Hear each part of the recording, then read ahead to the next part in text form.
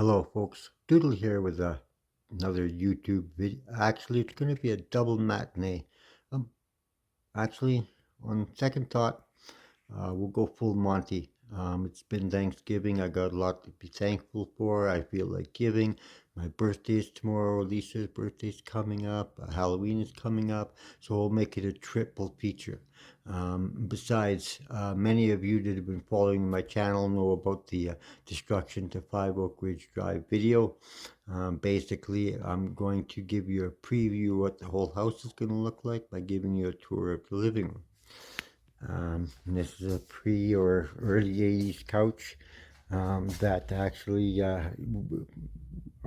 is designed to last longer than these newer ones. And so yeah, that's why I got that. And this picture was actually Lisa's idea, and after she's seen it a second time, she regretted it. Because a couple of years ago, I was out grad sailing, and I showed her this picture, and she said, "Get it." And so when I brought it home and I put it up, she looked at it and she goes, "Wait, that's not cracked." And I said, "It's not supposed to be cracked." I said, "You're cracked." And she said, "No, I thought it was cracked. That's why I said get it. Otherwise, I wouldn't have told you to get it." And so I said, "No, that's fine. I really like this thing, and it's staying here, so there." And of course, the walls are almost all the walls in this house, except for that showcase wall, and one of the bedrooms is all Bengal blue. At first, I meant it to match Lisa's beautiful blue eyes, but recently I found that it meant a little more. A few weeks ago, I was speaking with my card reader, and she said I should surround myself with blue. And I said, for luck and for wealth. And I said, well, I already have. And that explains a lot, actually. Now I have a dartboard over here in case people want to play darts, and I had a few suggestions of putting pictures behind the dartboard, and I'm like, I'd rather live, love, and laugh than cry, complain, and cuss. So no, I don't need that. And here, of course, I've got my 65-inch RCA Roku Smart TV, and up here I've got my verticals. Lisa was suggesting that I put some pink curtains over the 3 curtains and then a pink thing across the top, and I'm like, pink and blue? Pink and blue? She almost got me, but I saw these and they were a little expensive, but it's easier to install and a lot easier to maintain. So yeah, that was why I got that. And then of course there's the mirrored closets to replace the destroyed closet doors that were there before. And of course the whole house being covered in vinyl planks. Vinyl planks are liquid resistant, and they take quite a beating. So yeah, that was the reason for that. Now, the second part of this video is going to be, I have this antique telephone hanging on the wall, and I thought I would give it a little extra, a little new life. Basically, let the younger generation know just how it was to communicate via telephone long before the invention of touch tones, let alone the cell phones that they use, or scared of Jesus out of one of them, convince them that it's haunted. What I did is I put a sound card in it, a soundboard in it, and what I've done with the soundboard is I've hooked it up to the handset. I measured the handset, and it measures 32 ohms. The sound card amplifier is able to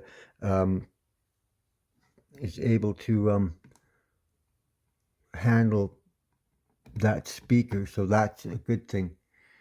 And then you flip the switch, and what you do is I had some clips of some 60s and 50s operators, but I've got a comical sound clip in here at the moment. When I ask you, don't you hear the telephone? For example, when it's out of order. The operator said it's in excellent condition. Yeah, so basically that's what I've done with this. And now for the main feature of the video. This would be with the regards to communicating with the Prolite M2014R Digital Display. Basically what I've done here is I have actually created a RS-232 DB9 to a RJ12.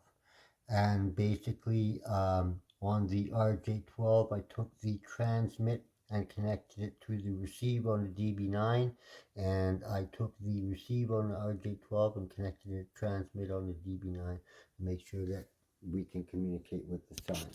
And basically with that being said, we go outside and we look at the sign.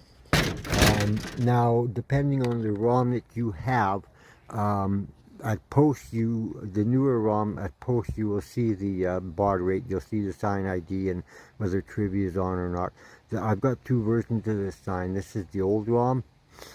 This version of ROM doesn't mention anything at post, but either way, either ROM you have, you can get that information and or change it when you go into the menu.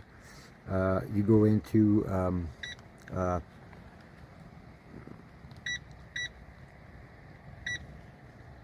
the set menu, and when you go into the set menu, you just go past the date and time.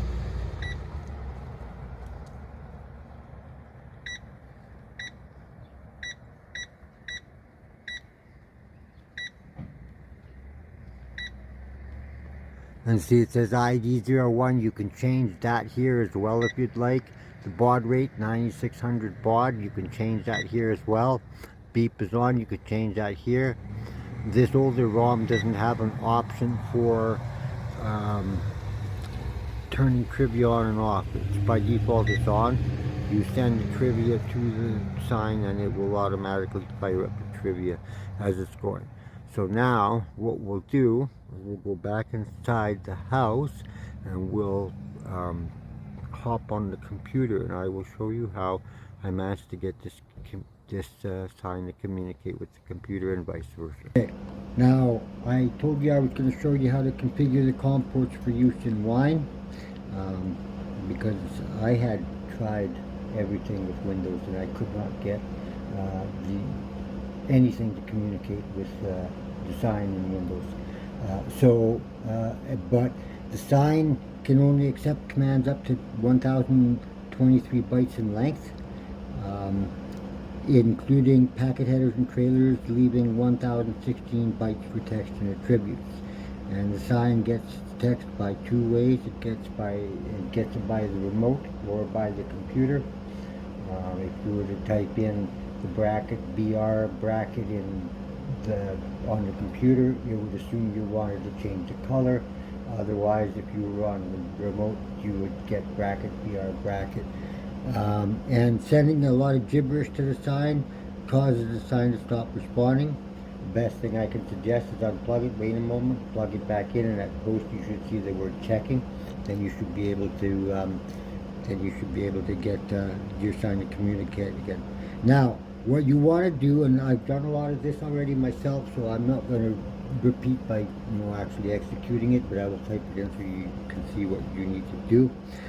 First of all, you want to open a terminal window, and you want to check if your user is in the dial-out group. So what you do is you type in ID, and you should see, if you look at your ID, you should see something called dial-out. And if you do, then you're golden. If not, you want to type this in. Type in sudo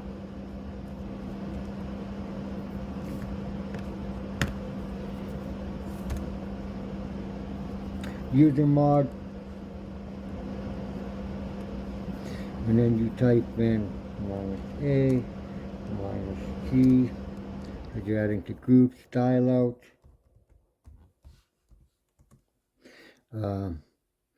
call top, and then you type in your user, and then you hit enter, and you will be added to the style out group. Next, you want to install wine if you haven't already, provided there's no previous wine installation present or any leftover wine parts from a failed wine installation attempt.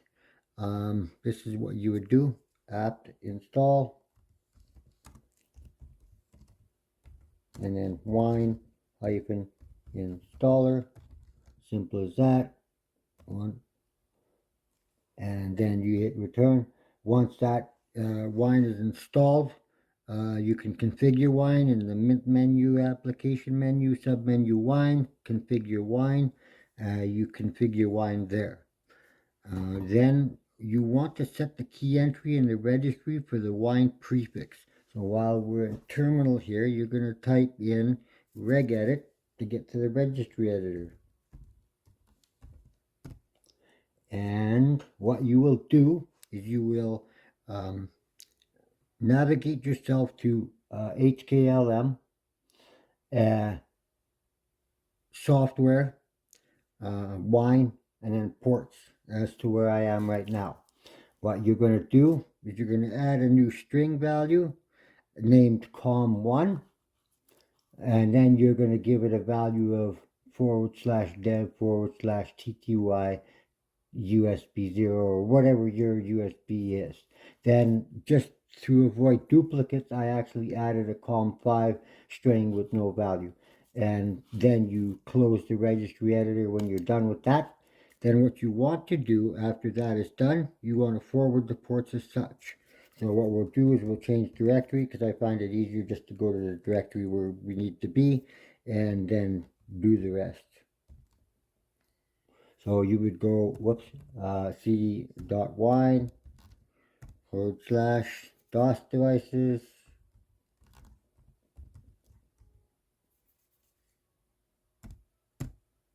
right? And then what you would want to do is you would want to type in ln -s /dev /tty USB 0.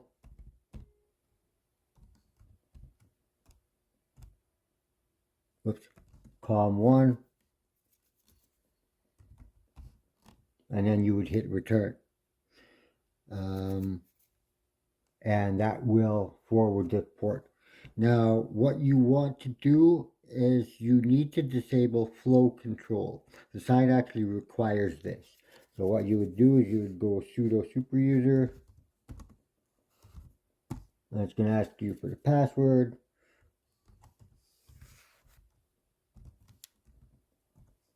Now, what you do is you're going to go type in STTY. And of course, the -F for flow control, that's what we're going to get rid of, /dev, and your USB, so TTY, USB 0. And then this is where you can change your baud rate as well, if you require it for whatever reasons, or you set it to the rate that your sign is set at. And then, of course, clocal CS8, and then minus, and then you would hit enter, and that would disable your flow control, and you can change your baud rate here if you so required. Then what you would want to do once that is all done is you would want to restart wine.